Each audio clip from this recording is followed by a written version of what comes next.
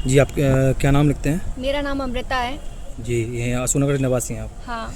जी, मैं अब एक क्वेश्चन पूछना चाहता हूँ आपसे, जैसा कि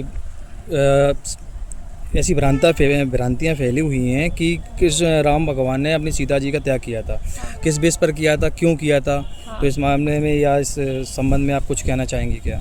मैं ये बताना चाहती हूँ कि इंसान केवल अपने कर्म भोगता है, चाहे वो राम भगवान हो, सीता जी हो, इंसान हो या हर कोई हो। जी। ये बात मैं आपको वाल्मीकि रामायण में से बताना चाहती हूँ। इसमें एक कथा आती है, जब सीता जी बहुत छोटी थी जी। बचपन में, तो वो राजा के घर पे पैदा हुई।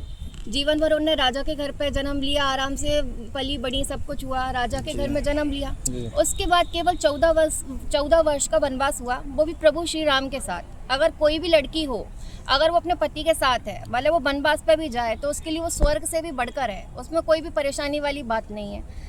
हजारों सालों तक वो रानी बनकर रहीं, लेकिन उनके कर्म लौट कर आए। ये कथा है, इस वाली बुक में ही उत्तरकांड में बताई हुई है। धोबी की कथा आती है। जब सीता जी छोटी थी बचपन में, सहेलियों के साथ वो बगीचे में घूमने गई थी, तो दो तोते बैठे हुए थे। वो पति पत्नी थे, नर और मादा थे। बैठ जाओ भैया। बोलिए आप। नर और मादा थे।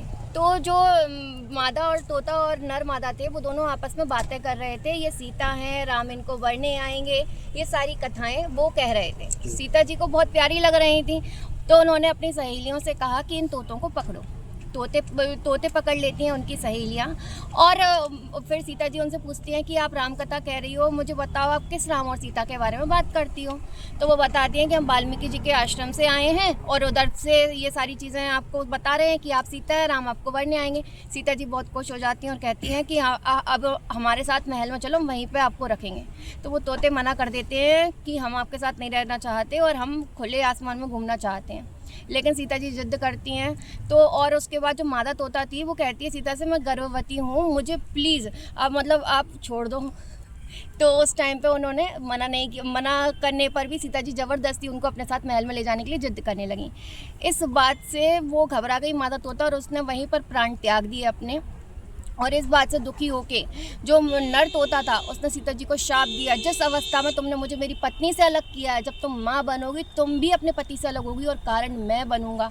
और फिर वो तोता जनक की नगरी में वहीं पर प्राण त्याग कर मर जाता है। और जब सीता जी बड़ी होती है, उनकी शादी होती है, और जब वो गर्भवती होती हैं, तो वही धोबी आता है तोते के रूप में, और वो कारण बनता है सीता जी को उनके पति से अलग करवाने के लिए।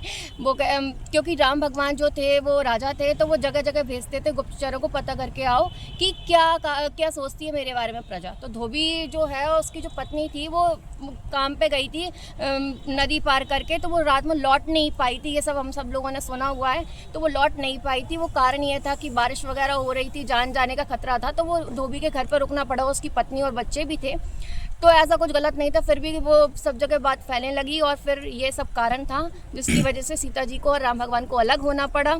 राम भगवान कारण नहीं थे, क्योंकि जो लव और कुश होते हैं, वो आके कथा सुनाते हैं राम भगवान को कि माता बहुत मेहनत करती हैं वनों में, लेकिन कर्म लिखे को नहीं काट पाते। किसी में इतनी क्षमता नहीं है कि कोई किसी को दुख दे सके। आप अपने दुखों के स्वयं कारण हो। जो कुछ भी आपके साथ हो रहा है, वो सबके लिए आप खुद जिम्मेदार हो, क्योंकि जो आपकी किस्मत है वो आपने ही तय की है। आपने जो कर्म किए थे, उसी से आपकी किस्मत लिखी हुई है। भगवान नहीं लिखते किसी के लिए कुछ बुरा कुछ अच्छा।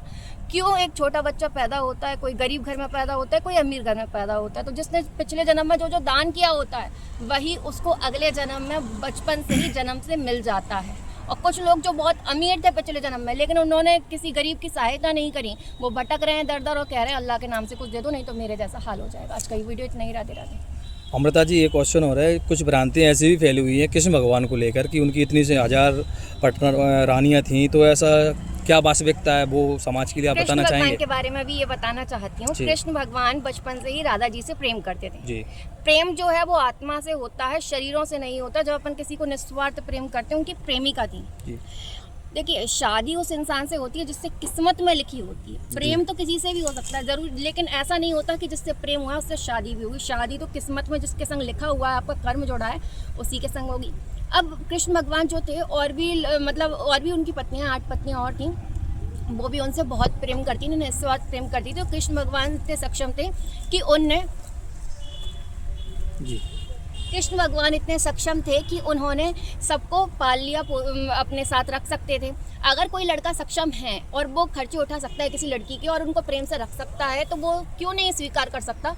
और राम भगवान स्वयं, उनसे एक माता जो थी वो बहुत ज़्यादा प्रेम करती थी, उनका प्रेम निस्वार्थ था। और वो थी त्रिकुटा माता, वो आज भी वैष्णो देवी पर राम भगवान का इंतज़ार कर रही हैं। राम भगवान आएंगे कल की अवतार में और उनसे शादी करेंगे। उनका प्रेम निस्वार्थ था, उनने योग हट किया और वो उनसे शादी करेंगे।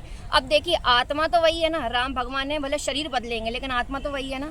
अगर किसी लड़की का प्रेम निस्वार्थ है तो आप उसको अपना सकते हो, उसमें कोई दिक्कत नहीं है। साथ में और ये कहना चाहती हूँ, जो कृष्ण भगवान है, कृष्ण भगवान के लिए सबके लिए बहुत ज़्यादा गलत भ्रांतियाँ फैली हुई हैं, लेकिन ऐसा नहीं है। जो इंसान बेसहारा को सहारा देना वो है कृष्ण भगवान ने बेसहारा स्त्रियों को सहारा दिया। उनका उनके शरीर से कोई संबंध नहीं था, केवल वो स्त्रियां बेसहारा थी, उनके पास रहने का कोई ठिकाना नहीं था। अगर कोई लड़का उनको गलत नज़रों से देखता, उनके साथ कुछ गलत करता या फिर उनके साथ कुछ भी गलत हो सकता था, उनके परिवार वाले उन्हें नहीं अपना पा रहे थे, वो अपना खर्चा नहीं चला पा रहे थे, तो इसलिए उन्होंने सब स्त्रियों को अपनाया, अपनी पत्नी के रूप में स्वीकार किया। अगर कोई लड़की है जो बेसहारा है, जो विधवा है या फिर जिसके पति ने उसको त्याग दिया, अगर कोई लड़का उसे अपनाता है तो इसमें कोई भी दिक्कत नहीं है। अगर उसकी मांग में सिंदूर भरता है तो इस वजह से कोई और दूसरे लड़के उसको गलत नज़रों से नहीं देखेंगे, समाज में एक अच्छे रूप में वो रह सकती है। इसलिए ये सारी चीज़ें कोई कुछ गलत नहीं है। राधे राधे।